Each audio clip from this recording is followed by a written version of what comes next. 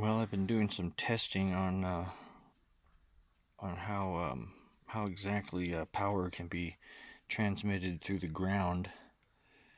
Um, I've been using batteries, DC batteries, and I got two ground rods here. Here's one ground rod.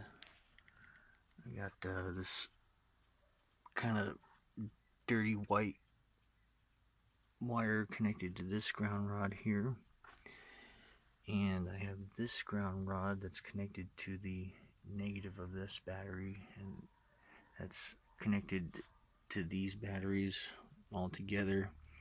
So this wire right here is the positive end of this crude little string of batteries that I threw together, and I'm going to be using this ground rod as the connection to the negative end, which is going to be that ground rod over there.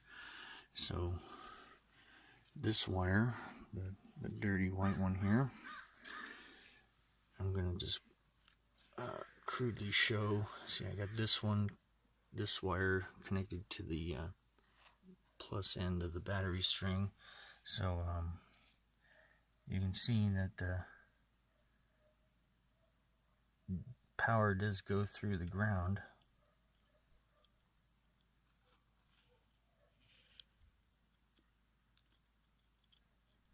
And it lights up the bulb.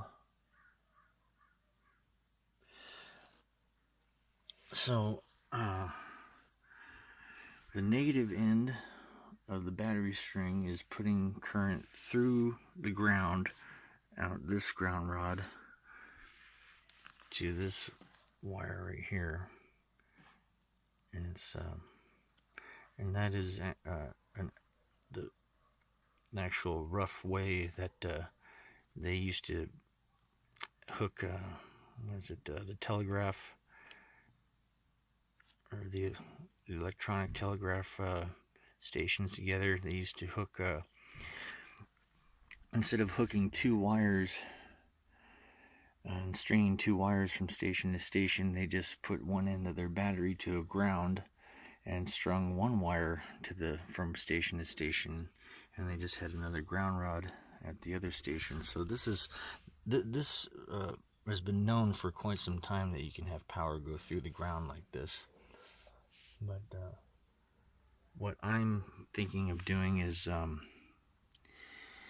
using a basic oscillator, kind of like this. I've been using this one to test lately, but I seem to be getting a very major drop in voltage when I connect it together.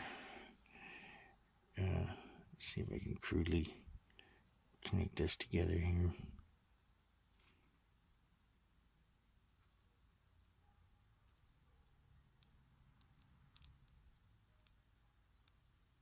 Yeah, see, I can't get this thing to oscillate yet. There's 116 volts of DC right here, and it's still not enough to make this tiny little oscillator oscillate. But the idea is that instead of having a basic wireless telegraph, like Marconi made back in the day, where you have a spark gap and a key switch, and the aerial is grounded. Instead, I got the idea to have the power supply, the battery power supply, go through the ground first, and then start oscillating the transmitter, making a spark with the high voltage coil. So in a sense, the ground is going to act as one part of the battery circuit, and then when the oscillator starts going, the spark in the air is going to create, the atmosphere is going to be the other part of the connecting circuit. We already know that if we make a spark with like one of Marconi's old spark gap transmitters, that you make a spark with that transmitter, you can have another apparatus with the battery connected to it, and it makes a very weak electrical current in a circuit wirelessly through the atmosphere. But instead of just doing it that way, just from point to point in the atmosphere, I'm going to do from ground rod to ground rod, and then from point to point with the spark gap transmitter, if I can get enough DC volts together to get the oscillator working. But apparently it's requiring a lot of DC volts in order to get the stuff to operate.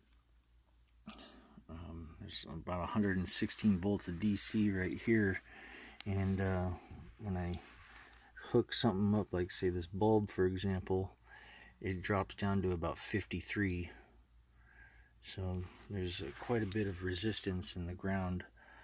So it would require a lot of DC power to work, but if it if it works, I'm going to have an oscillating transmitter with the power source going through the ground first, and that way at the receiving station, the ground rod at the receiving station will be like another secondary receiver for the ground rod from the main power supply of the transmitter. Then when you use the oscillator to make to complete the circuit through the atmosphere, with the spark gap, I have yet to test it. I don't know if it works or not, but that's the idea. Use ground rods, and instead of having to connect a single wire and using ground rods, I'm going to use the oscillator and try to make that go through the try to make that wireless connection through the atmosphere and have the ground connection through the ground rods, and see if that makes a power connection, wireless power connection. But so far this is as far as I've gotten, though. Seems to take a lot of DC volts in order to go through the ground, but we'll see. We got some additional testing to do.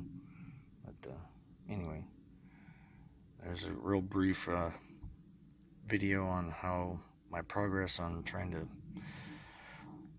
use the ground for power transmission, wireless power transmission.